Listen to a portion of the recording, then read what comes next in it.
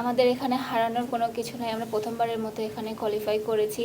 মুস্তাফিজুর ভাইয়া উনি ওনার জায়গায় সেরা। কথার চেয়ে আমি কাজটাই আগে বেশি করি। আসসালামু আলাইকুম সবাইকে। আগামীকাল আমাদের গ্রুপের শেষ খেলা, তো উজবেকিস্তানের সাথে আমরা অবশ্যই চেষ্টা করব আমাদের সেরাটা দিয়ে খেলার। আমাদের এখানে হারানোর কোনো কিছু নাই। আমরা প্রথমবারের মতো এখানে কোয়ালিফাই করেছি, আমাদের দেশকে এখানে রিপ্রেজেন্ট করতে পেরেছি, এটা আমাদের কাছে অনেক গর্বের বিষয়। ইনশাল্লাহ ভালো কিছু হবে কালকে, সবাই দোয়া করবেন আমাদের জন্য। না, আসলে সেরকম কোনো কিছু না।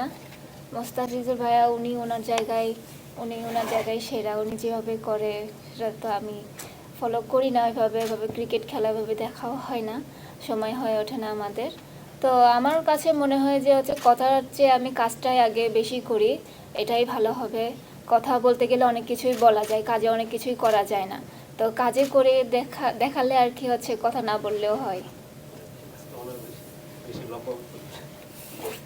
আমি প্রথম দিনই বলেছিলাম যে আমাদের যদি দেশে মাঠটা ভালো থাকে তাহলে আমরা ভালোভাবে প্র্যাকটিস করতে পারবো, আমাদের জন্য সুবিধা হয়। আমাদের দেশে একটা ভালো মাঠ দরকার, সেটা যদি খুব তাড়াতাড়ি করা হয় তাহলে দেশের ফুটবল আরও উন্নতি হবে।